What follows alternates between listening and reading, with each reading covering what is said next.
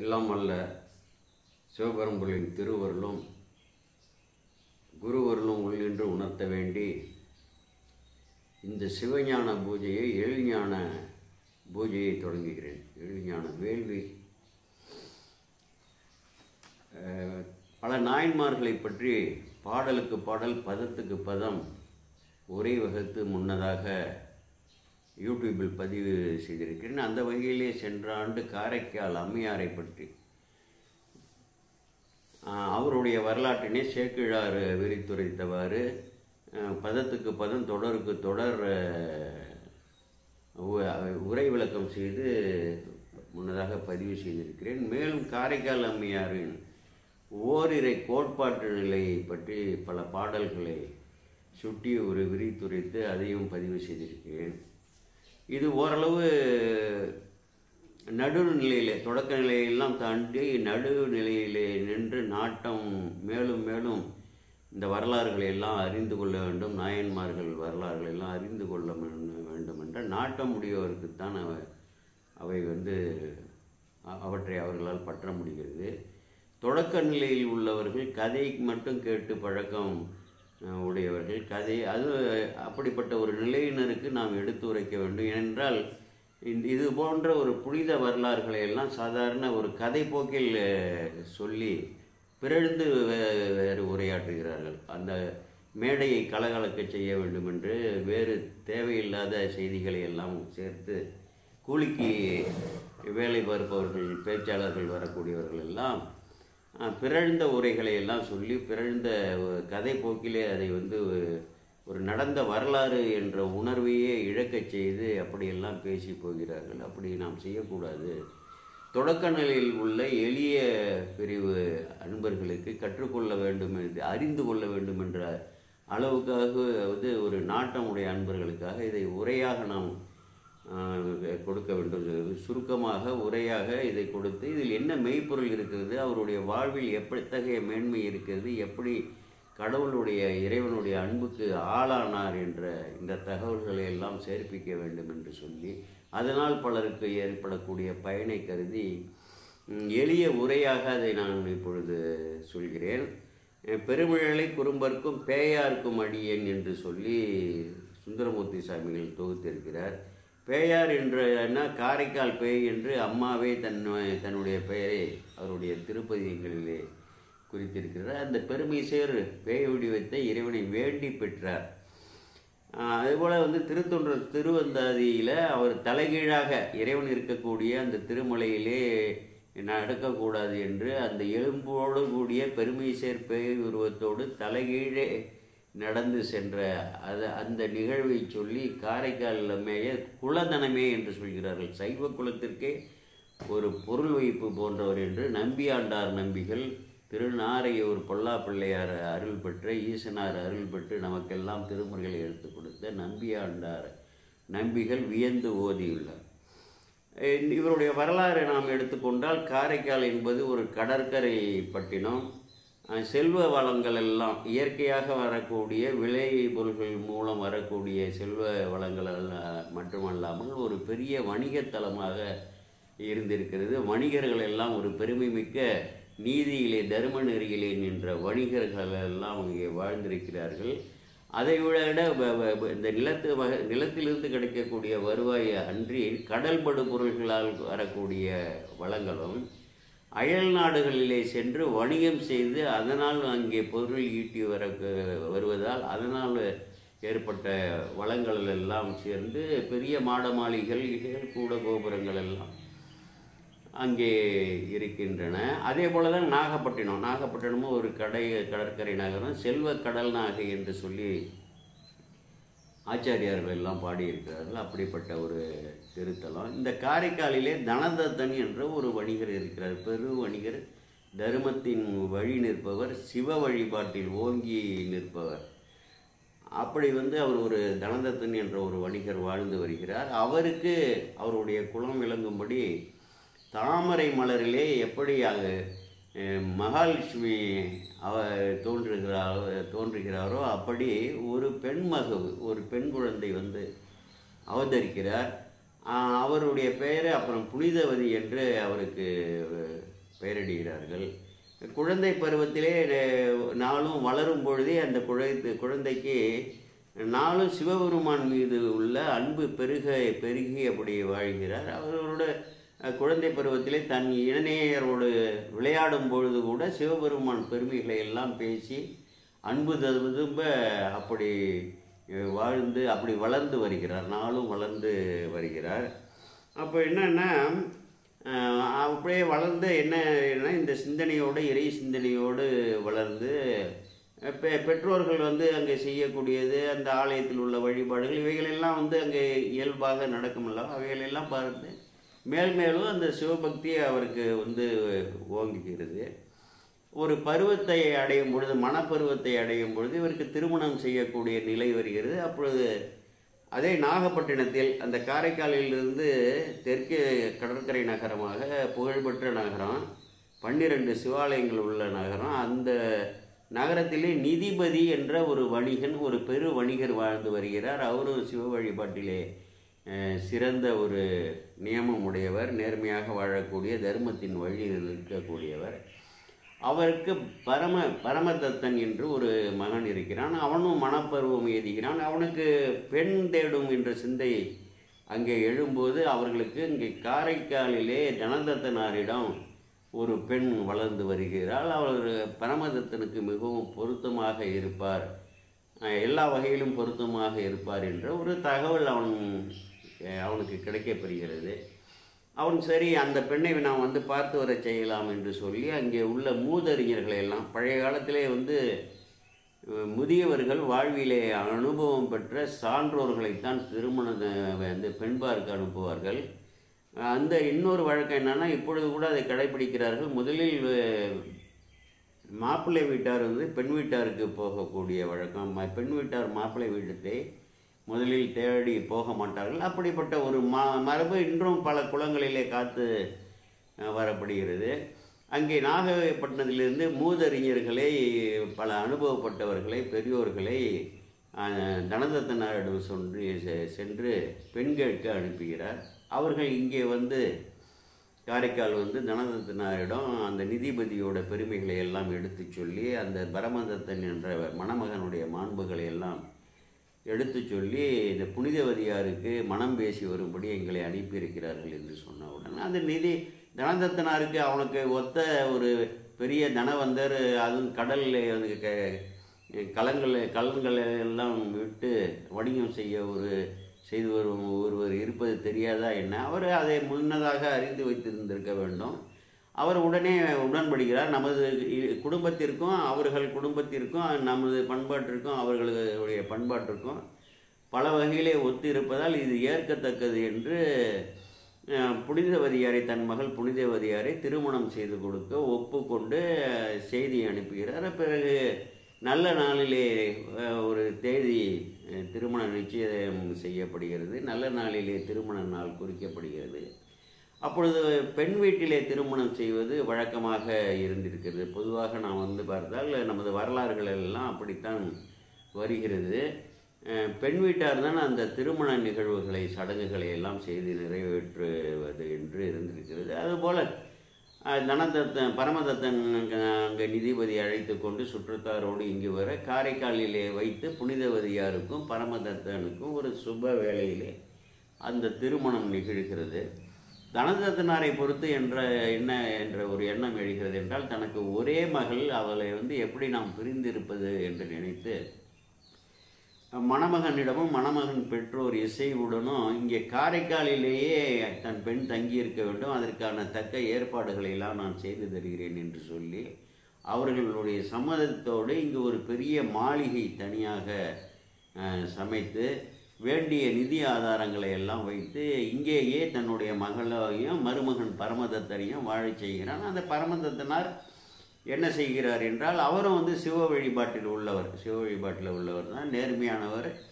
அவர் ஒரு வணிகம் செய்கிறார். ஏனென்றால் பொருள் அங்கே என்ன என்றால், எவ்வளவுதான் பொருட்செல்வம் முன்னோர்கள் வைத்திருந்தாலும் தான் முயன்று பொருள் ஈட்ட வேண்டும் என்பது வணிகர் குலத்திலே அது வழி மரபாக இருந்து வருகிறது. தான் முயன்று அந்த முன்னோர்களுடைய செல்வங்களை நம்ம நம்பியோ அதை பயன்படுத்தியோ வாழ வேண்டும் என்று இல்லாமல் தன்னுடைய முயற்சியால் உடல் உழைப்பால் திறனால் பொருள் ஈட்ட வேண்டும் என்று ஒரு மரபு இருக்கிறது. அந்த வகையிலே அவர் அங்கே வாணிகம் செய்து வருகிறார். அப்படி வாணிகம் செய்து அந்த இல்லறம் நடத்தி கொண்டு இருக்கும் பொழுது ஒரு நாள் என்ன செய்கிறாங்க, 2 மாங்கனியை வருபவர்கள் அங்கே பரமதத்தனாரிடம் கொடுக்கிறார்கள். உடனே அந்த மாங்கனிகளை பற்றி ஒரு காலை ஒரு 10:30 மணிக்கு வந்திருக்கும் என்று நாம் அப்படி கருதி கொள்வோம். அதை இல்லத்திலே கொண்டு கொடுக்குமாறு ஆள் மூலம் அனுப்புகிறான். அதை வாங்கி நமது புனிதவதியார் ஒரு இடத்திலே காப்பு செய்கிறார். மதியம் தன்னுடைய கணவன் வரும்பொழுது உணவோடு சேர்த்து படைக்கலாம் என்று எடுத்து ஒரு காப்பு செய்து இல்லத்திலே வைக்கிறார். அவருடைய இயல்பு எப்படி இருக்கிறது என்றால், தொடர்ந்து குழந்தை பருவத்திலிருந்து தொடர்ந்து திருமணம் ஆன பொழுது நம்பர் அடியார் அணைந்தால் நல்ல திரு அமுது அளித்தும். அடியார் பெருமக்கள் எல்லாம் வந்தால் என்ன, அடியார்களை விட செல்வமே இல்லை, இறைவனுடைய அன்பை எளிதாக ஈர்ப்பதற்கு ஒரு வழி அவரை உள்ளத்திலே தாங்கி நடமாடும் கோயிலாக இருக்கக்கூடிய அடியார்களுக்கு அடிமணிதல் அடித்தொண்டு செய்தல் என்ற ஞானத்தை உணர்ந்தவர். அதனால் என்ன பண்ணுறாரு, இறைவனுடைய அடியார்கள்லாம் அங்கே அணைந்தால் நல்ல திரு அமுது அளிப்பதை வழக்கமாக கொண்டிருக்கிறார். அதோடு இல்லாமல் அவர்கள் மனம் நிறைவு அடையும்படி செம்பொன்னும் நவமணிகளும் செழுந்துகிலும் நன்ற ஆடை அணிகளை எல்லாமே கொடுத்து அவர்கள் மனம் நிறையும்படி அவர்களுடைய தகுதிக்கு ஏற்ப கொடுத்து மகிழக்கூடிய ஈர்ந்து உவக்கக்கூடிய தன்மையராக அப்படி வாழ்ந்து வருகிறார். அந்த நிலையிலே அன்றைய நாளிலே ஒரு காலை ஒரு 11 மணி என்று நாம் வைத்து கொள்ளலாம். ஒரு மிக்க பசியோடு ஒரு 2-3 நாள் உணவே கொள்ளாமல் ஒருவர் இருந்தால் எப்படி இருப்பாரோ அப்படி ஒரு முதியவர், ஒரு அடியார், ஒரு சிவனடியார் முதியவர் உணவு வேட்கையோடு கண்களெல்லாம் பஞ்சடைந்து என்று சொல்வார்களே, பார்த்தாலே முகவாட்டம் எல்லாம் தெரியும். அப்படி ஒருவர் அங்கே காரைக்கால் அம்மையார் இல்லத்திற்கு, அங்கே புனிதவதியார் இல்லத்திற்கு வருகிறார். அவரை பார்த்தவுடன் அவருக்கு உணவு படைக்க வேண்டும் என்று எண்ணம், திருவமுது ஊட்ட வேண்டும் என்ற எண்ணம் தோன்ற அவரை உள்ளே அழைத்து அவருக்கு நீரெல்லாம் கொடுத்து, கரக நீரெல்லாம் கொடுத்து அவரை தூய்மை செய்து கொள்ளும்படி செய்து உடனே உணவு படைக்கிறார். அப்பொழுது கறி அமுதெல்லாம் செய்யப்படவில்லை. ஏனென்றால் உணவு மட்டும்தான் தயார் செய்யப்பட்டிருக்கிறது. ஒரு ரசம் வைத்திருப்பார் என்று அப்படி வைத்திருப்போம். தயிரோ மோரோ இல்லத்தில் இருக்கும். எப்பொழுதும் சில துணை பதார்த்தங்கள் தான் இருக்கும். கறி அமுதெல்லாம் கூடவில்லை. இந்த கூட்டு கறி என்றெல்லாம் செய்கிறோம் இல்லவா, அவைகள் எல்லாம் எதுவுமே செய்யவில்லை. அந்த நேரத்திலே அவர் அதற்காக தாமதித்தால் இவர் பசி தாங்க மாட்டார் என்று கருதி இருப்பதை நாம் சிறப்பாக படைப்போம் என்று அம்மையார் அமர வைத்து படைத்து 2 மாங்கனிகள் கணவனால் கொடுத்து அனுப்பப்பட்டதில் ஒன்றை எடுத்து நம்பர் அடியாருக்கு படைப்பது என்பது அவ்வளவு சிறப்பு என்று சொல்லி ஒன்றை எடுத்து அவருக்கு படைக்கிறார். ஏன்னால் 2 மாங்கனியும் கணவர் உண்ண மாட்டார், தனக்கு என்று ஒரு மாங்கனியை ஒதுக்குவார். இது இயல்பு தானே. அதனால் என்ன செய்கிறார், ஒரு மாங்கனியை எடுத்து அந்த முதிய அடியாருக்கு படைத்து உண்ணச் செய்கிறார். அவர் உணவு கொண்டு விட்டு மிகவும் மகிழ்ந்து அம்மையை வாழ்த்தி விட்டு அகன்று விடுகிறார். அப்பொழுது மதிய பொழுது வருகிறது. அவருடைய கணவன் உணவு கொள்வதற்காக இல்லத்திற்கு வருகிறார்.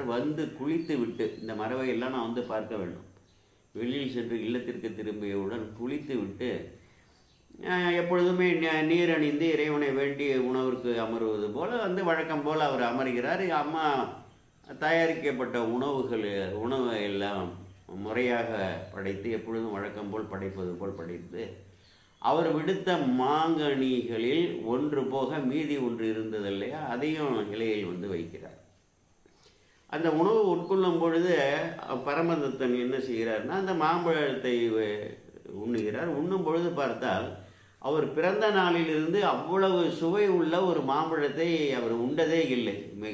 மிகவும் அதிசயிக்கிறார். என்ன இவ்வளவு சுவையாக ஒரு மாம்பழம் இருக்கும் என்று சொல்லி அதை உண்டு விட்டு அந்த சுவை ஆறாமல், அதாவது மன நிறைவு அடையாமல் இன்னொரு மாம்பழத்தையும் எடுத்து வா, இன்னொன்று இருக்குது அல்லவா, அதையும் எடுத்து வா, ஏன்னா 2 பழம் கொடுத்து அனுப்பியவர் அல்லவா என்று கூறுகிறார். அதாவது அது வந்து ஒரு இயல்பு இல்லை, அது ஒரு குறைபாடாகத்தான் நாம் வந்து கருத வேண்டும். தன் மனைவி அதை தாம் இன்புறுவது பிறர் என்புற கண்டு காம்புறுவர் கற்றறிந்தார் என்று சொல்லி வள்ளுவர் சொல்லியிருக்காரு. தன்னுடைய மனைவி அவள் அதை உண்ணட்டும், என்ன செய்திருக்க வேண்டும், இயல்பாக மிகவும் சுவையாக இருக்கிறது, அந்த மாம்பழத்தை நீயே உண்டு விடு, யாருக்கும் கொடுத்து விடாதே என்று சொல்லியிருக்கணும். இல்லை ஆசை அதிகமாக இருந்தாலும் அதில் ஒரு பகுதியை மட்டும் எனக்கு அறிந்து வை, மிகவும் சுவையாக இருக்கிறது என்று கூட கேட்டிருக்கலாம். அது கூட இல்லை, அதையும் நீ கொண்டு வா என்று சொல்கிறார். அம்மையார் வந்து என்ன செய்வாங்க, இப்படிப்பட்ட ஒரு வினா தன்னுடைய கணவனிடமிருந்து வரும் என்று அவர்கள் வந்து எதிர்பார்க்கவே இல்லை. உடனே என்ன செய்கிறாங்க, இயல்பாகவே அவர்களுக்கு என்ன செய்கிறோம் என்று ஒரு திகைத்து, ஏனென்றால் புதிதாக மனமானவர் அதிகமாக பேசி பழகி இருக்க வாய்ப்பில்லை. இப்படி இப்போ ஒரு அடியார் வந்தார், அவருக்கு நான் அதை விட்டு விட்டேன் என்று சொல்ல ஒரு துணிவு இல்லை. அதை அப்படியே சேக்கிழார் சித்திரப்படுத்துகிறார். அம்மருங்கு நின்று அயர்வார். அம்மருங்குன்னா அந்த இடத்துல நின்று அயர்வார். உள்ளம் வந்து அப்படியே சிந்தையே வந்து தடுமாறுகிறது. அருங்கணிக்கு என் செய்வார். ஒரு அருங்கணியை கணவன் கேட்குறான், என் செய்வார். உடனே வேற வழியே இல்லை. மெய்மறந்து நினைந்து உற்ற விடத்து உதவும் விடையவர்தால் தம் மனங்கொண்டு உணர்தலுமே தாழ்குழலார் அவர் கையில் வந்திருந்தது, அவரருளால் வந்திருந்தது அதிமதுர கனி ஒன்று என்று சொல்லி சேர்க்கிறார். என்ன செய்வார் இந்த அம்மா? வேறு எதுவுமே இறைவன்கிட்ட போய் என்னுடைய இந்த இடத்த விட்டு அந்த பழம் இருக்கக்கூடிய இடத்துக்கு போயிடுறாரு. அங்கே போய் எப்பொழுதுமே இறைவனோட திருவடியே பழகி வந்த பான்மை இருக்கிறது அல்லவா. அதனால் வேறு அவர்களுக்கு யார் அடுத்த துணை, யார் தோன்றா துணையாக இறைவன் இருக்கிறான், அந்த உணர்வோடு வாழ்பவர். அப்படியே வந்து அயர்ந்து போய் அந்த மெய் மறந்து தன்னுடைய இருப்பையே மறந்து இறைவனோட திருவடியை நினைக்கிறாங்க. திருவடியை நினைக்கும் பொழுது உற்ற விடத்து உதவும் பெருமான் இல்லையா, உற்றவருக்கு உதவும் பெருமானை என்று சாமிகள்லாம் பாடியிருக்காரு, எல்லா ஆச்சாரியர்களும் பாடியிருக்காரு இல்லையா.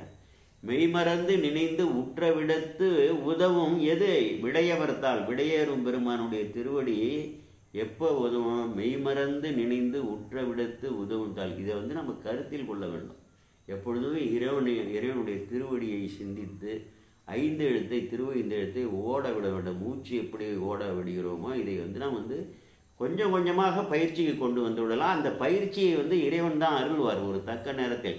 நாம் மறந்து விடுகிறதே என்றெல்லாம் வருத்தப்பட வேண்டாம். ஆனால் முயற்சி இந்த ஆன்மாவுக்கு ஒரு விளைவு, ஒரு இச்சை அப்படி வைக்க வேண்டும். எப்பொழுதுமே திருவைந்து எழுத்தை பரவுவதாலும் இறைவனுடைய திருவடியை நினைத்தலுமான அந்த ஒரு சிந்தையை மெய்மறந்து நினைந்து உற்றவிடத்து உதவும் விடையவர்தால் தம் மனம் கொண்டு உணர்தலுமே, தம் மனம் கொண்டு உணர்தலுமே அவர் அருளார் தாழ்குழலார், தாழ்ந்த குழலையுடைய அம்மையார் கையில் வந்து வந்திருந்தது அதிமதுர கனி ஒன்று அப்படின்னு சொன்னால் ஒரு அதிகமான சுவையுடைய ஒரு கனி வந்து விடுது.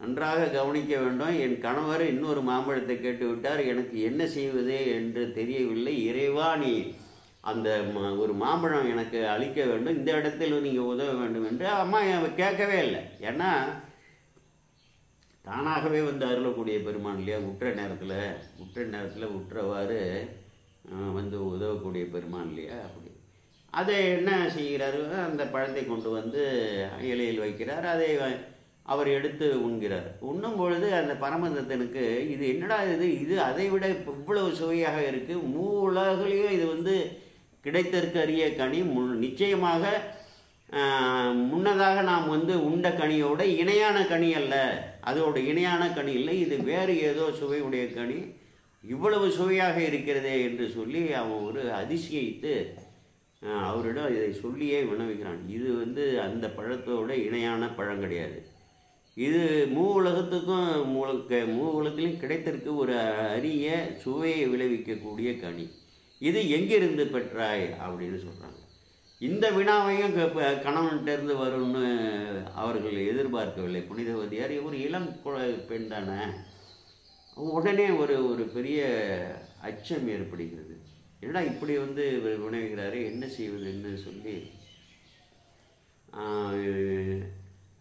இறைவன் நமக்கு என்ன திருவருள் புரிகிறார், ஒவ்வொருவருக்கும் ஒவ்வொரு நாளும் ஒவ்வொரு பொழுதும் திருவருள் புரிந்திருக்கிறார். உனக்கு ஒரு தண்ணீர் கிடைக்கிறதுனா இறைவனோட திருவருள், ஒரு காஃபியோ டீயோ இல்லை வேறு ஏதோ கிடைக்கிறதுனா இறைவன் திருவருளால் தான் ஒரு மூலமாக உன் கையில் வருது. உனக்கு உணவு முன் உணவு படைக்கப்படுகிறது என்றால் இறைவனோட திருவருள் தான் யார் மூலமாகவோ அதை கருவியாக கொண்டு உனக்கு உணவை ஊட்டுகிறார். இதெல்லாம் புரிந்து கொள்ள வேண்டும். அப்போ என்ன நினைக்கிறாங்க, இதை சொல்லக்கூடாது. இறைவன் சில சிறப்பு திருவருள்லாம் செய்வார், பலருக்கு அதெல்லாம் செய்வார்கள், அது அனுபவபூர்வமாக உணர்வார்கள். இறைவன் எனக்கு இப்படி தனியாக சிறப்பாக எனக்கு திருவருள் புரிந்தார், எனக்கு அதை கொடுத்தார் இதை கொடுத்தார் என்று சொல்லுவது மரபு அல்ல. அது மரபு அல்ல. அதை மீறக்கூடாது என்று ஒரு சிந்தனை வருகிறது. இருந்த போதிலும் இன்னொரு நிலை அவருக்கு நிலைப்பாடு என்றால் கணவனிடம் இந்த உண்மையை மறைக்கக்கூடாது என்ற ஒரு நிலை இருக்கிறது. இது இல்லறத்தில் இருக்கக்கூடிய பெண்களுடைய அந்த ஒழுக்கம், கற்பொழுக்கத்தை சேர்ந்தது. இப்பொழுது என்ன செய்கிறார் என்றால் வேறு வழி இல்லாமல் இறைவனை வணங்கி நான் இது சொல்ல வேண்டிய சூழல் இருக்கிறது என்று சொல்லி கணவனிடம் என்ன நிகழ்ந்தனவோ எல்லாவற்றையும் எடுத்து சொல்கிறார். அவனுக்கு என்னன்னா ஒரு பெரிய ஐயப்பாடு வருகிறது. என்ன இதுவரை நாம் கேள்விப்படலை, இறைவனாவது மாம்பழம் கொடுப்பாவதாவது இவள் இப்படி சொல்கிறாளே, இது எப்படி உண்மையாக இருக்க முடியும் என்று சொல்லி அவனுக்கு ஒரு ஐயம் தோன்றி அவளுடன் என்ன வினவுகிறான்னா, இறைவன் உனக்கு இந்த மாம்பழம் கொடுத்திருந்தால் எனக்கு இன்னொரு மாம்பழம் நீ அவன் வரவழைத்து காட்டு என்று சொல்லி ஒரு சோதிப்பது போல வினவுகிறான். அப்பொழுதுதான் அந்த அம்மா வீழ இறைவனிடம் வேண்டிக்கிறாங்க. இங்கே இப்பொழுது இறைவனை அவருடைய திருவடியை பரவி இங்கு இது அளித்து அருளீரேல் என் உரை பொய்யாம். இப்பொழுது நீங்கள் என் கணவன் என்னிடம் கோரியபடி எனக்கு ஒரு மாம்பழத்தை அளித்து அருளீராமல் விட்டு விட்டார்கள் என்றால் நான் என் கணவன் முன் செய்த உரை பொய்யாகி விடுமே பெருமானே என்று சொல்லும் பொழுது மேலும் ஒரு மாம்பழம் அவருக்கு வருது. உடனே இறைவன் திருவிளையாடல் தானே பண்ணுறாரு, அம்மாவை ஆட்கொள்ள போகிறார் ஈர்த்து. அதுதான் இங்கே ஒரு நாடகம் நிகழ்த்துகிறார். ஒரு மாம்பழம் வர மிகவும் மகிழ்ந்து என்னன்னா கணவனுடைய கையில் கொடுக்கிறார். அவங்க அதிசயத்து வாங்குறான். என்னடா இப்படி ஒரு திருவள்ளுவர் நடக்குதுன்னு அதிசயத்து வாங்கின உடனே அந்த மாம்பழம் மறைந்து விழுகிறது. மறைந்த உடனே என்ன நினைக்கிறேன், ஆஹா நாம் இவ ஒரு மானுட பெண் அல்ல, நாம் தவறாக இவளை மானுட பெண் என்று சொல்லி நாம் மணந்து விட்டோம். இவ அணங்கு ஒரு தெய்வீக அருளுடைய பெண்ணு, இல்லறம் நடத்துவதற்கு எனக்கு தகுதி இல்லை. அவளுடைய புனிதவதியோடு இல்லறம் நடத்துவதற்கு உலகிலே இருக்கக்கூடிய மாநிலனாகிய எனக்கு தகுதி இல்லை என்று உள்ளூர உணர்கிறான். இவரு தெய்வ பெண் என்று. பிறகு என்ன சிந்திக்கிறான்னு சொன்னால், இதை வெளியில் யாரிடமே சொல்லக்கூடாது என்று முடிவு செய்து அமைதியாக என்னன்னா இவளை பிரிய வேண்டும் என்று, இந்த அம்மையாரோடு நாம் தொடர்ந்து ஒரு இல்லத்திலே இருந்து இல்லறம் நடத்த முடியாது, ஒரு தெய்வீக தன்மை உடையவராக இருக்கிறார், அதனால் எப்படியாவது நாம் இவளை பிரிந்து விட வேண்டும் என்று சொல்லி, இது பெரியோர்களிடமும் சொல்ல முடியாது, அவர்களுக்கெல்லாம் அந்த வருத்தம் வருமே என்று சொல்லி அயல் நாட்டிலே சென்று வணிகம் செய்து வருவதாக சொல்லி அங்கே கிடைக்காத பொருள்களை எல்லாம் இங்கே கப்பலில் ஏற்றி நிறைய கூட வியாபாரத்துக்கு துணை செய்வதற்காக உள்ள பணியாட்களோடு சென்று எல்லோரிடமும் விடைபெற்று அயல் நாட்டிலே பொருள் ஈட்டப் போகிறேன் என்று சொல்லி அங்கே சென்று விடுகிறான், விடைபெற்று சென்று விடுகிறான். அங்கே போய் பெரும் தனம் ஈட்டி மீள காரைக்காலுக்கு வராமல் பாண்டிய நாட்டிலே ஒரு பட்டினம், அதாவது கடற்கரை பட்டின நகராக சென்று அங்கே அடைந்து அங்கே தக்கவாறு தனக்கு இல்லங்கள்லாம் அமைத்து கொண்டு வணிக நிறுவனம் அமைத்து கொண்டு அங்கே வணிகம் செய்து வருகிறான். அங்கே வணிகம் செய்யும் பொழுதே அங்கே ஒரு வணிக குல பெண்ணை திருமணம் செய்து இந்த உண்மைகளை எல்லாம் வெளியிலே சொல்லாமல், இவர் பெரிய தனவந்தன்கும் போது பெண் கொடுப்பதற்கு யார் தயங்குவார்? ஒரு பெண்ணை திருமணம் செய்து வாழ்ந்து வருகிறான். அங்கே அவளுக்கு ஒரு பெண் குழந்தை பிறக்கிறது. அந்த பெண் குழந்தைக்கும் என்ன செய்கிறான்னா, இவளை தன்னுடைய புனிதவதியாரை தன்னுடைய குலதெய்வமாக அவன் கருதி வைத்திருக்கிறான். அந்த அளவுக்கு அவங்க மேல் மரியாதையாக வைத்து அவர் நினைவாக தனக்கு பிறந்த பெண்ணுக்கு புனிதவதி என்றே பெயரிட்டு அப்படி வளர்த்து வருகிறான். வெளியில் இந்த உண்மையை யாருக்கும் தெரியாமல் காத்து வருகிறான். இப்படிப்பட்ட சூழலில் இவங்க இதுவரை வணிகத்திற்கு சென்றவர் வரவில்லையே என்ற ஒரு எண்ணத்தோடு இவர்கள் இங்கே வாழ்ந்து கொண்டிருக்கிறார்கள். அப்பொழுது அவன் அங்கே தொழில் நடத்தக்கூடிய அந்த நகரத்துக்கு சென்ற காரைக்காலை சேர்ந்த இவருடைய உறவினர்கள் இருக்கிறார்கள் இல்லையா, தனதத்தனாரோட உறவினர்கள் கிளைஞர்கள்லாம் அவர் தனதத்தன் அங்கே வசித்து கொண்டு ஒரு திருமணம் செய்து கொண்டு ஒரு வணிகமும் செய்து வருகிறான் என்ற தகவல்கள் அவர்களுக்கு கிடைக்கிறது. அவர்கள் அதிசயித்து மீண்டு வந்து காரைக்காலிலே தனதத்தனாரிடம் நடந்த நிகழ்வுகளை எல்லாம் சொல்கிறார்கள். உடனே தனதத்தனாருக்கு அவர் அதிர்ச்சியாக இருக்கும் அல்லவா இயல்பாக. உடனே என்ன செய்கிறார் என்றால், அங்கிருந்து வந்து தகவல் சொன்னார்களே இதெல்லாம் உண்மைதானா என்று அறிந்து கொள்ள வேண்டும் என்று இங்கிருந்து சிலரை அனுப்புகிறார். அனுப்பி அவர்கள் அங்கே சென்று அதை உறுதி செய்து கொண்டு மீள வந்து சொல்கிறார்கள்.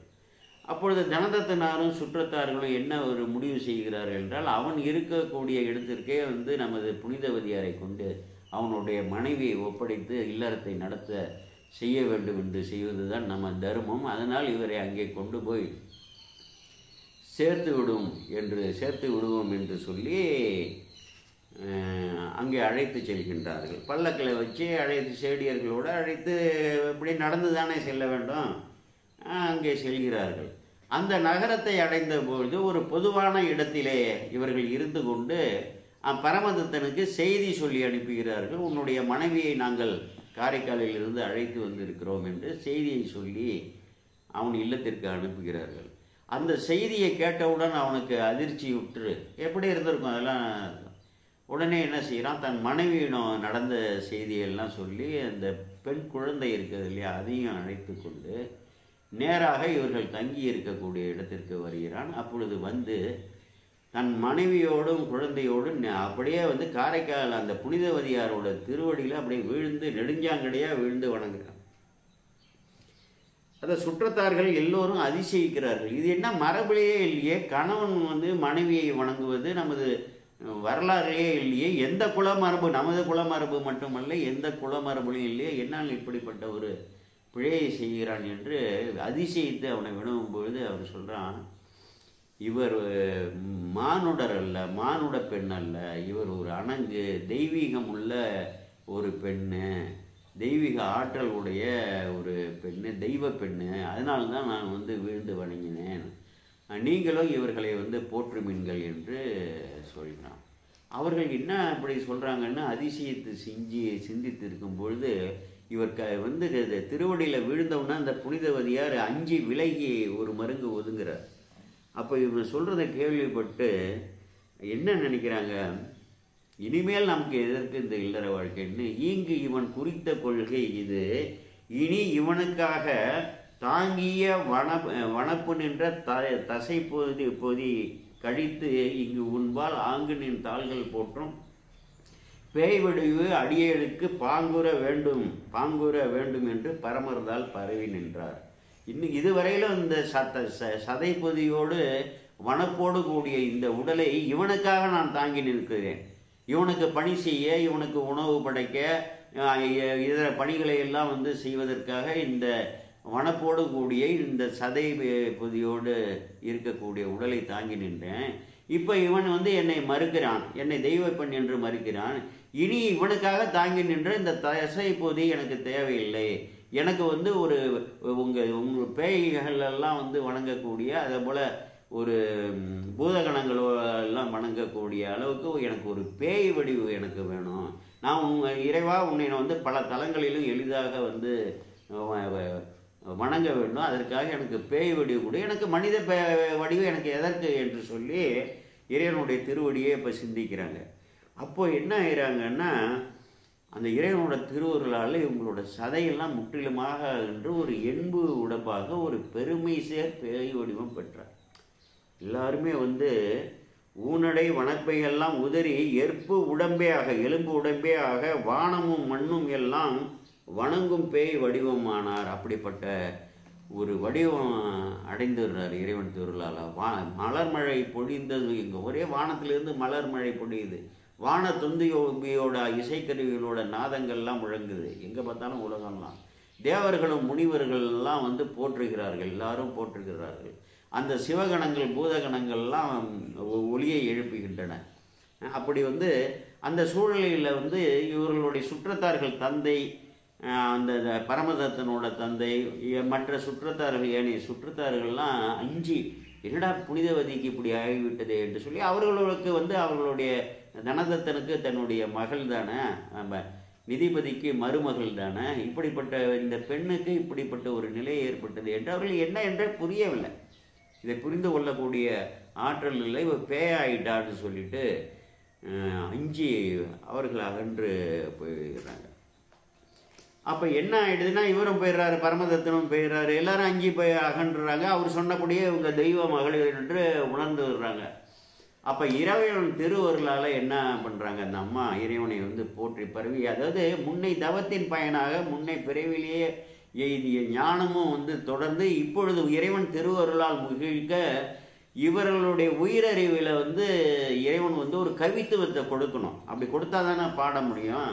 அப்போ என்ன பண்ணுறாங்க, அற்புத திரு அந்தாதி என்று சொல்லி ஒரு பதிகம் பாடுறாங்க. திரு அந்தாதினா 100 பாடல்கள் உள்ளது. முதல்ல ஒரு பாட்டோட கடைசி சொல்லோ கடைசி எழுத்தோ அடுத்த பாடலில் தொடரோ, ஒரு தொடரோ கடைசி தொடரோ கடைசி சொல்லோ கடைசி சொல்லோட ஒரு எழுத்தோ கடைசி எழுத்தோ அடுத்த பாடலில் தொடர்ந்து ஒரு மாலையாக தொடுக்கப்பட்டது போல 100 பாடல்களாக பாடு அந்தாதி ஒரு அற்புத திருவந்தாதி என்று சொல்லி ஒரு பதிகம் பாடுறாங்க. அடுத்து திரு இரட்டை மணிமாலை என்று சொல்லி 2 வகை பாக்களாக்க 20 பாடல்கள் உள்ள அந்த பாடல்களையும் அங்கேயே பாடுறாங்க.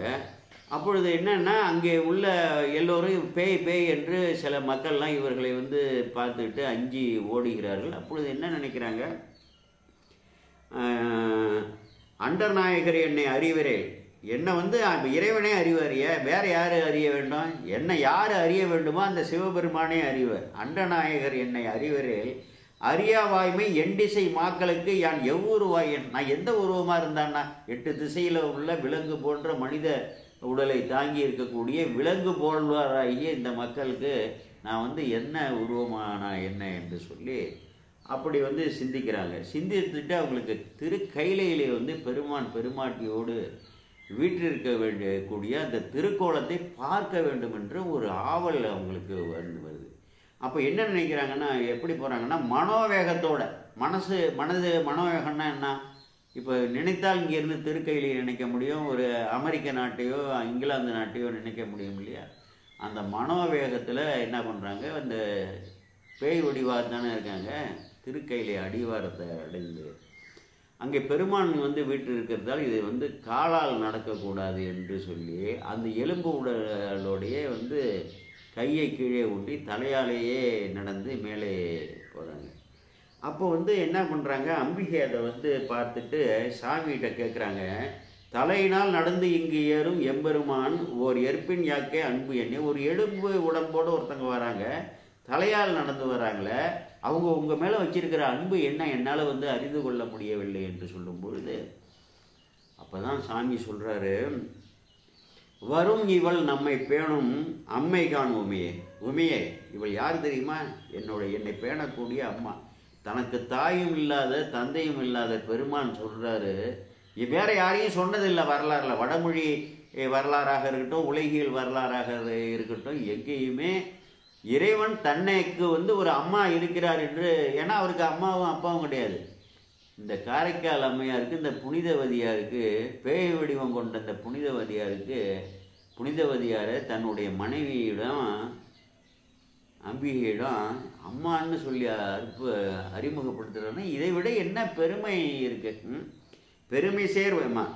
வரும் இவள் நம்மை பேணும் அம்மை கான் உமையே. என்னை பேணக்கூடிய, என்னையே எப்பொழுதுமே உள்ளத்தில் அடைத்திருக்கக்கூடிய என்னுடைய அம்மா வருகிறார். மற்ற பெருமை சேர் வடிவும் வேண்டி பெற்றனால். இந்த வடிவம் இருக்கு இல்லையா, அவர் ஒரு அழகிய வடிவம் தான் கொண்டிருந்தார் மானுட பிறவியில். ஆனால் என்னன்னா, பெருமை சேர் வடிவம், இந்த பேய் வடிவம், எண்பை உடம்பை இருக்கக்கூடிய இந்த பேய் வடிவத்தை என்னை வேண்டி அவள் வந்து பெற்றாள் அப்படின்னு சொல்லி அங்கே வந்து அம்மா வந்தவுடனே நல்லா புனிதவதியார் வந்து அங்கே சேர்ந்த உடனே என்ன சொல்கிறாரு, அம்மையே என்னும் செம்மை ஒரு மொழி. அம்மையேங்கிறார் சாமி. அந்த செம்மையான ஒரு மொழி உலகமெல்லாம் உய்யவே அருளி செய்தார். அம்மையே என்று சொல்லி இறைவன் வந்து இந்த அம்மாவை விழித்தார் இல்லையா? அதோட பயன் என்னன்னா, இந்த உலகத்துக்கு எல்லாவற்றுக்கும், இந்த உலகத்தில் வாழக்கூடிய உயிர்களுக்கெல்லாம் நலம் விளைவிக்கும்படியாக அம்மையே என்று விளைக்கிறார். அங்கணன் அம்மையே என்று அருள் செய்ய அப்பா என்று அவருடைய தாமரை போல செம்பன் மலர்பாதத்தில் வீழ்ந்து வணங்குறாரு. அப்போ இறைவன் கேட்குறாரு, நம்பால் இங்கு வேண்டுவது என், நீங்கள் என்னம்மா வேண்டுறீங்க அப்படிங்கிறாங்க. எனக்கு என்ன வேணும்? இரவாத அன்பு வேண்டும். இரவாத அன்பு வேண்டி பின் வேண்டுகின்றார் பிறவாமை வேண்டும். மீண்டும் பிறப்புண்டேன். எனக்கு பிறப்பு உண்டா இல்லையாங்கிறது என்னோட இச்சை கிடையாது, அது உன்னுடைய இச்சை. எனக்கு மீண்டும் பிறப்பு அருள்வீராயின். மீண்டும் பிறப்புண்டேல் உன்னை என்றும் மறவாமை வேண்டும். என்றும்னா எப்பொழுதும், ஒரு நொடித்துகள் அளவும் உன்னை நான் வந்து மறவாமை வேண்டும். இன்னும் வேண்டாம், இன்னும் வேண்டும். நான் மகிழ்ந்து பாடி அறவா நீ ஆடும்பொழுது உன் அடியில் இருக்க என்றார். இவங்க என்ன வேணும்? ஒன்று பிறவாமை வேண்டும், மீண்டும் பிறப்புண்டேல் உன்னை என்றும் மறவாமை வேண்டும், இன்னும் வேண்டும் நான் மகிழ்ந்து பாடி அறவடிவனே நீ ஆடும் பொழுது உன் அடியின் கீழ் நான் வந்து இருந்து பாடி மகிழ வேண்டும்னு சொல்லி அப்படி வேண்டுகிறார். இறைவன் வந்து நீ வந்து ஒன்றும் கவலைப்படாத, உனக்கு நீ வேண்டியவாறே அருள்றேன்னு சொல்லி குளவு தென் திசையில் என்றும் நீடுவாழ் பழனமுதர்னா நெடிய காலமாக இருக்கக்கூடிய வயல்களால் வந்து சூழப்பட்ட முதிய ஊராகிய அப்படி நிலவக்கூடிய திரு ஆலங்காட்டில் நான் எப்பொழுதுமே மானடம் ஆடிக்கொண்டிருக்கிறேன். எல்லோரும் வந்து பார்த்திருப்பீர்கள், இறைவன் இடது காலை வந்து உச்சியில் தூக்கி இருப்பார் இல்லையா, தலைக்கு மேலே தூக்கி இருப்பார் இல்லையா, அந்த வடிவத்தை எல்லோரும் கண்டிருப்பீர்கள். சுந்தரமூர்த்தி சாமிகள், ஞானசம்பந்தர் அப்புறம் எல்லாம் பாடிய ஒரு திருத்தலம். அதில் நீ கண்டு ஆனந்தம் சேர்த்து எப்பொழுதும் பாடுவாய் நம்மை. நீ பாடி கொண்டே தானே இருக்கணும் என் திருவழியில். அந்த திரு ஆலங்காட்டுக்கு போ, தென்திசையில் இருக்கக்கூடிய ஆலவனத்திற்கு செல்லி என்று சொல்லி அங்கேருந்து என்ன பண்ணுறாங்க, அந்த திரு ஆலங்காட்டுக்கு வந்துட்டாங்க.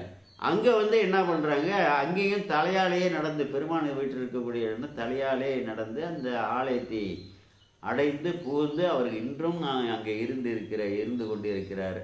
அங்கே வந்து என்ன பண்ணுறாங்க, மூத்த திருப்பதிகம் என்று ஒரு பதிகம் கொங்கை திரங்கி நட்டபாடைங்கிற பண்ணில் ஞானசம்பந்தர் இந்த நட்டபாடையை எடுத்து தான் முதலாக தோளுடைய செவியன் என்று எடுத்து பாடினார். கொங்கை திரங்கி என்று எடுத்து இந்த பதிகத்திற்கு முன் உதாரணமாக, இந்த திருப்பதிகங்களுக்கு உதாரணமாக அம்மையாரோட திருப்பதி. ஏன்னா கிட்டத்தட்ட 4ஆம் நூற்றாண்டு என்று சொல்கிறார்கள் திருமூலர். அடுத்தது காரைக்கால் அம்மையார். அதன் பிறகு தான் 6ஆம் நூற்றாண்டில் 570 அப்பர் பெருமான் அவதரிக்கிறார். அடுத்து ஞானசம்பந்தர் 630 அவதரிக்கிறதாக நாம் வந்து இப்பொழுது காலத்தை வரையறுத்து இருக்கிறார்கள் நமது அறிஞர்கள்லாம். அதற்கு முன்னதாகவே இவர் வந்து இந்த நட்டபாடையில் பதிகம், அதிலிருந்து தான் 10 பாடல் சேர்த்து பதிகம் என்று சொல்லி அதில் வந்து பயனும் கடைசியாக கொடுக்கப்பட்டது. அப்படி இது அடுத்தது வந்து 8 இலவம் ஈகை என்று எடுத்து ஒரு பதிகமும் பாடி எப்பொழுதுமே அங்கே இறைவனுடைய திருவடியில் அந்த நடனத்தை பார்த்து அதிலே மகிழ்ந்து பாடிக்கொண்டே இருக்கக்கூடிய நிலையை, உயர்ந்த நிலையை அடைகிறார். இப்படிப்பட்ட பெருமை மிக்க வரலாறு நமது காரைக்கால் அம்மையாருடைய வரலாறு. இவர் அங்கே வீட்டில் இருப்பதால் அவர் இருக்கக்கூடிய அம்மையார் இருக்கக்கூடிய இந்த திரு ஆலங்காட்டிலே வந்து நான் உள்ளே புக மாட்டேன், மிதிக்க மாட்டேன் என்று அங்கே ஞானசம்பந்த பெருமான், யார் ஞானசம்பந்த பெருமான் அருகாமையில் உள்ள பழையனூர் என்ற ஊரிலே தங்கியிருக்கிறார். அப்பொழுதுதான் இரவிலே அதை கனவிலே சற்று அயரும் பொழுது ஆலங்காட்டிலே இருக்கக்கூடிய ஆலவன பெருமான் நம்மை பாடுவதற்கு அயர்ந்தேனையோ என்று சொல்ல தான் துஞ்ச வருவாரும் தொழுவிப்பாரும், துஞ்ச வருவாரும் தூங்கும் பொழுதும் வருவாரும், தொழுவிப்பாரும் தன்னை வந்து வணங்க செய்வாரும், நெஞ்சம் புகுந்து என்னை நினைப்பிப்பார். இது வந்து பெரிய ஞான வாக்கு, இந்த மெய்த்திரு வாக்கு. துஞ்ச வருவார், எப்பொழுதும் நினைத்தே கொண்டே இருக்கிறார். அப்போ துஞ்ச வந்து தன்னை நினைப்பிப்பார், துஞ்ச வருவாரும் தொழுவிப்பாரும், தன்னை வந்து உயிர்களை வணங்க வைப்பவரே அவர் தான். தொழுவிப்பாரும் நெஞ்சம் புகுந்து என்னை நினைவிப்பாரும், உலக உயிர்களை எல்லாரும் என்னை போன்று நெஞ்சம் புகுந்து தக்க பக்குவமுடைய ஆன்மாக்களுடைய நெஞ்சத்தில் புகுந்து நினைவிப்பார் என்று சொல்லி அந்த பாடலை எடுத்து அங்கே பாடுறாரு. அதேபோல் சுந்தரமூர்த்தி சாமிகள் 2 கண்களும் தெரியாமல் வரும்பொழுது இந்த ஆலவனத்தை கடந்து காஞ்சியை நோக்கி செல்கிறார். அப்பொழுது என்ன செய்கிறாரு, அம்மையார் இருக்கக்கூடிய பதி அதை மிரிக்கக்கூடாது என்று சொல்லி வெளியிலிருந்தே அப்படி போற்றி பரவி பாடுவதாக அப்படிப்பட்ட வரலாறுகள் எல்லாம் நம்மிடம் இருக்கின்றன என்று சொல்லி எப்படி ஒரு பக்தி செலுத்த வேண்டும், எப்படி எப்பொழுதுமே இடையறாது எழுது நாம் என்ன செய்ய வேண்டும் என்றால், இடையறாது 5 எழுத்து ஓதும் நியமத்தை எப்படி மூச்சு ஓடுகிறதோ அப்படி 5 எழுத்து ஓடுமாறு நாம் முயற்சி, ஒரு இச்சையை வைத்து ஒரு முயற்சி செய்வோம். அப்பொழுது அப்படி அந்த 5 எழுத்தை ஓடும்பொழுதே அந்த தூக்கிய திருவடியை சிந்திக்க வேண்டும். அப்படிப்பட்ட ஒரு பயிற்சியை நாம் எடுத்துக்கொள்ள வேண்டும். ஒரு மெய்யன்பு வேண்டும், உறுதியான அன்பு வேண்டும்.